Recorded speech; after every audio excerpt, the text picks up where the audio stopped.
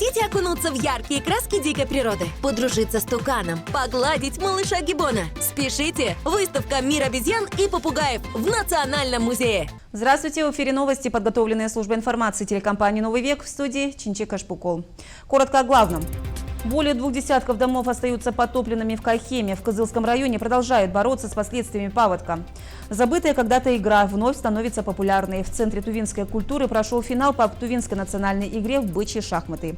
Они знают все о республике и не боятся каверзных вопросов от туристов. Экскурсоводы раскрывают секреты профессионального мастерства. И о событиях дня подробнее. В поселке Кайхем потопленными остаются 26 домов и 36 придомовых территорий. 58 человек эвакуировано, из них 26 детей. Такие данные сообщают в региональном управлении МЧС. Основной упор направлен на оказание помощи населению поселка. Все заявки от тех, в чьи дома пришла вода и кто нуждается в пунктах временного размещения, регистрируются. Администрацией Кызылского района принято решение об оказании материальной помощи пострадавшим. Порядок и объемы выплат будут определены по результатам оценки ущерба. Дорожные и коммунальные службы продолжают отводить воду, а там, где необходимо, проводится расчистка ливневых стоков, ведется работа по откачке воды. Также для оказания помощи пострадавшему населению продолжается круглосуточное дежурство спасателей. За прошлые сутки организовано 14 выездов, а общественный порядок поддерживается сотрудниками полиции. Всего для ликвидации чрезвычайной ситуации задействовано 186 человек и 50 единиц техники. В соответствии с прогнозом гидромета Тувы продолжится интенсивное снеготаяние, но при этом, как отметили в МЧС, ухудшение обстановки не прогнозируется.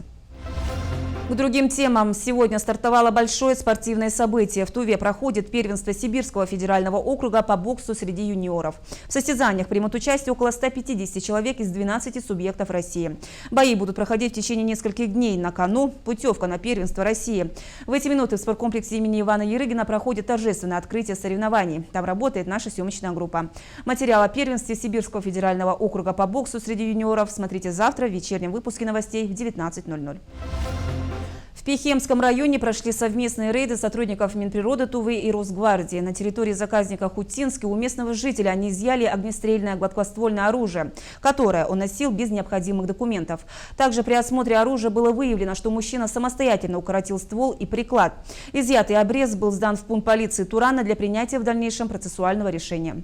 Также в ходе рейда сотрудники обоих структур остановили Урал, принадлежащий одной из золотодобывающих компаний, водитель которого в рабочее время подрабатывал заготовкой и перевозкой древесины. В связи с отсутствием документов на перевозку древесины на водителя Урала также был составлен административный протокол. К другим темам. Дмитрий Медведев подписал постановление об индексации тарифа «Платон». Об этом пишут «Ведомости». Таким образом, размер платы для больших грузов за километр пути составит 1 рубль 91 копейка.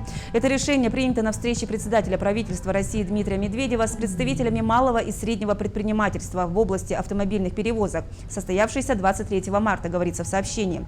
Также на встрече предложили делать скидку для тех, кто много ездит, например, после 60 километров пробега за год. Минфину страны поручено повысить минимальную цену на водку до 219 рублей. Об этом пишет Интерфакс. По информации издания, предложение согласовано с заинтересованными ведомствами и участниками рынка. Минфину предстоит подготовить приказ до 1 апреля. Ранее Министерство финансов предлагало повысить минимальную стоимость до этого уровня, но от этой идеи отказались. В настоящее время бутылка такого объема стоит минимум 190 рублей. И о курсах валют. Доллар стоит 57 рублей 2 копейки, а евро 61 рубль 96 копеек. Далее наша постоянная рубрика «Новости короткой строкой».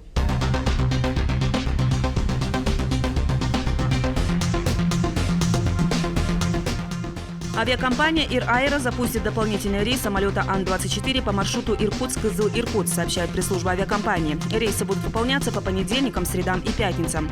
Стоимость билета в одну сторону составляет 4200 рублей. Первый самолет дополнительного рейса отправится в Кызыл уже 29 марта. Побывать на курортах Турции скоро, возможно, смогут и россияне, не имеющие загранпаспортов. Как сообщил министр иностранных дел Турции, страна готова принимать российских туристов по внутренним паспортам. В турецких аэропортах уже устанавливают оборудование для идентификации граждан, прибывших в страну с российскими паспортами. Напомним, что безвизовый режим между Россией и Турцией был отменен после того, как ВВС Турции сбили российский военный самолет Су-24 в ноябре 2015 года. В рамках акции «Месяц безопасного интернета», которая проводится в республике с целью обеспечения информационной безопасности детей, подростков и повышения уровня их цифровой грамотности, в образовательных организациях республики прошел единый урок по интернет-безопасности. Основная цель урока заключалась в привитии учащимся навыков ответственного и безопасного поведения в современной информационно-телекоммуникационной среде. Министерство сельского хозяйства и продовольствия Тувы с 20 марта по 20 апреля проводит прием документов для проведения конкурса по отбору проектов, направленных на поддержку начинающих фермеров республики для оказания государственной поддержки в их реализации. В конкурсе могут принять участие крестьянские и фермерские хозяйства, соответствующие требованиям. Заявителю, получающему грант, не предоставляется грантовая поддержка по программам развития малого и среднего предпринимательства. По итогам 2016 года сумма налогового вычета для зарегистрированных в Туве грузоперевозчиков составила 6,5 миллионов рублей. Такую льготу получили все владельцы транспортных средств, работающие в системе «Платон», сообщили в Упордор-Енисей. Фактически перевозчики были освобождены от уплаты транспортного налога, если сумма перечисленных ими сборов в Дорожный фонд страны за проезд по федеральным трассам превысила или была равна сумме налога. Выпадающие доходы от налоговой льготы в декабре прошлого года в полном объеме были компенсированы региона из федерального бюджета за счет сборов системы «Платон». Сейчас небольшой блок рекламы, не переключайтесь.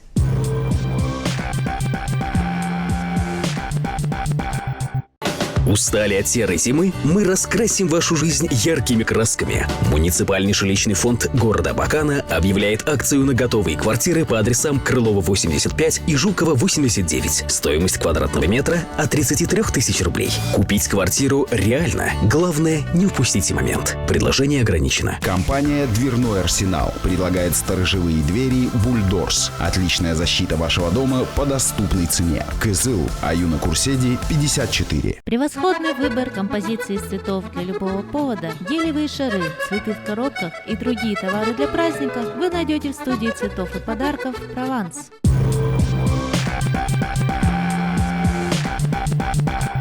Продолжаем выпуск. В Национальном музее имени Алдан-Мадр сегодня проходили рушевские чтения. Эта научно-практическая конференция посвящена 65-летию талантливой художницы Нади Рушевой. В настоящее время в фондах Национального музея хранятся и экспонируются более 5000 ее графических работ. Благодаря матери Нади, Наталье Ажикмарушевой, фонд музея пополнялся новыми коллекциями. Ежегодно в день рождения Нади музей проводит мероприятия под названием «Звезда далекая и близкая», посвященные жизни и творчеству художницы. Научно-практическая конференция проходила с целью популяризации творческого наследия Нади Рушевой в современных российских условиях, определения возрастания роли музеев за счет использования уникальной предметной среды музейных экспозиций. Игра с многовековой традицией. Пуга-шедра или бычьи шахматы – одно из любимых развлечений тувинского народа. Эта игра – разновидность классических шахмат, но если они являются выражением военно-тактического искусства, то народная игра пуга-шедра заключает в себя искусство охоты. Бычьи шахматы – игра немного забытая временем, но сейчас она вновь набирает популярность. Так, в Центре тувинской культуры прошли соревнования по народной игре. В рамках возрождения национальных игр специалисты Центра развития тувинской культуры и ремесел с середины марта начали турнир по бычьим шахматам среди учащихся начальных классов КЗыЛа. Тувинская настольная игра «Бычьи шахматы» является одной из самых популярных игр, уступая по своей значимости тувинской борьбе и конным скачкам. Данная игра появилась очень давно. Можно утверждать, что эту игру придумали наши предки. Любимая тувинцами игра «Бычьи шахматы» пропала из поля зрения на многие годы. В эти шахматы играли разве что на чебанских стоянках или в отдаленных аалах. Возрождением этой игры занялся Центр тувинской культуры. Сначала специалисты провели обучающие мастер-классы в школах города. Хорошенько потренировавшись, школьники приняли участие в турнире. С 13 по 23 марта специалистами Центра тувинской культуры были проведены отборочные этапы среди учащихся 4 классов города КЗыЛа. Специалисты Центра тувинской культуры приходили, проводили мастер-класс и проводили пробную игру. В бычьих шахматах пешки представляют собой охотников, а бык – зверь, на которого и охотятся пешки. Именно этот аспект дает возможность легко освоить смысл игры, но при этом она содержит в себе основу для развития логического и систематического мышления. По словам самих участников, шахматы увлекательны и научиться игре очень легко. Во время уроков шахматы нам показали, как играть. И нам понравилось. Чемпионаты по бычьим шахматам стали доброй традицией. Для участников это не только возможность потренировать логику, но и освоить секреты игры и научиться хитрым ходам. Специалисты надеются, что им удастся вернуть былую популярность бычьим шахматам, а вместе с тем и вывести турниры по этой игре на новый уровень. Анастасия Маслова, Чинчи Сабугай, РС Хвалык, телекомпания «Новый век». Знать историю родного края – это лишь одна из обязанностей их работы. Экскурсоводы – лицо любого города. Ведь отчасти от них зависит, какое представление сложится о регионе. Экскурсовод – это научный работник, интересный рассказчик и своего рода проводник в истории. Какими еще качествами должен обладать профессионал в этой области, узнавала наша съемочная группа. Диаметр самого кургана изначально по расчетам ученых составлял 120 метров, высота была около 5 метров. Это уже учитывая каменную кладку. То есть, смотрите. Сокровище долины царей – самый востребованный зал музея. Знакомство с экспозициями ведет экскурсовод Саяна Лакпаева, выпускник Иркутского лингвистического института. В Национальном музее она работает с 2011 года. Экскурсию проводит на 3 языках – русский, английский и тувинский. Последний, родной язык, как говорит Саяна Лакпаева, доминирует. Мне очень понравилось про декоративно-прикладное искусство, как экскурсовод говорил про мужские принадлежности. Я очень много поняла. Мне кажется, и без экскурсовода я бы ничего не поняла, потому что экскурсовод все объясняет подробно, всю историю.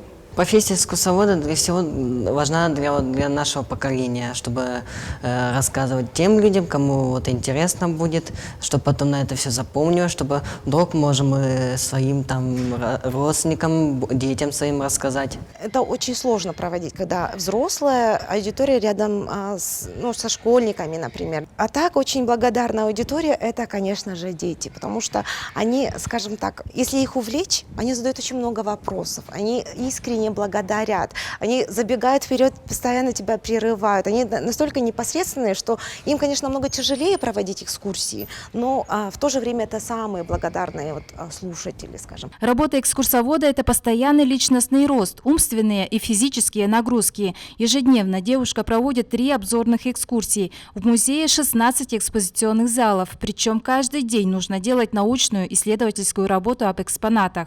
Поэтому приходится очень много читать дополнительной литературы, не вылезать из библиотек. И, конечно же, это обязательное знание каждого экспоната, потому что про экспонаты определенные ты не можешь получить информацию в литературных источниках. Поэтому, когда экспозиция готова, ты проводишь в этом зале очень много времени, изучаешь экспонаты, паспорта научные изучаешь. То есть это такая круглосуточная, можно сказать, работа. Как признается Саяна Лакпаева, ее первая экскурсия прошла на ура. Семейная группа оказалась очень пытливой, но молодой специалист нашел ответы на все интересующие вопросы. Куратор Ольга Мангуш хорошо натаскала меня тогда. Тратила по 5 часов в день, чтобы я научилась общаться с аудиторией и чувствовать себя как рыба в воде в экспозиционной площадке, рассказывает с благодарностью Саяна Лакпаева. Сегодня экскурсовод может уже и других обучать, методически консультировать по тем или иным вопросам. К ней часто за помощью обращаются учителя школы республики. В прошлом году летом сюда приезжал из Москвы мальчик Егор Баткин. И он снял маленький фильм про Туву. И он там выразил даже мне благодарность, что я с ним 3 дня ходила и по музею, и везде ему все рассказывала. Просто у них в школе, он в московской школе учится 12-10, работает телестудия. Они прям профессиональные фильмы делают. И он снял небольшой такой фильм, и он прям в конце написал благодарность Лакпаевой Саяне Анатольевне. Тоже такой результат.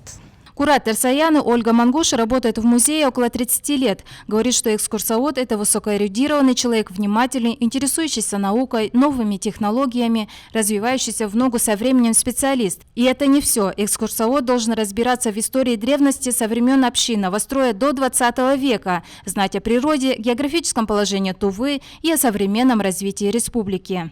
Мы не знаем, кто придет к нам. Дошкольник, школьник, пенсионер, взрослый, российский гражданин или иностранец, человек с ученой степенью или без ученой степени, человек, который очень далек от культуры и науки, или человек, который живет этим. Поэтому экскурсия – это очень сложное мероприятие.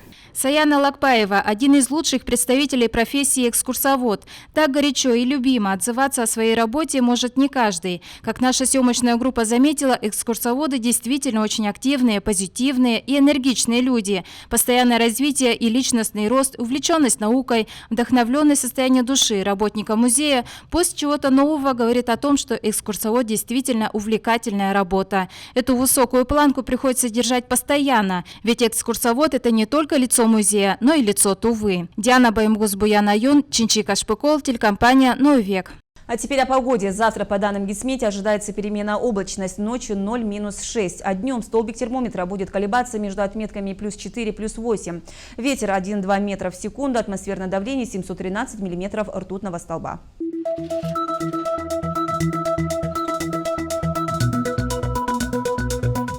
По сообщению Гисметео, в предстоящие сутки.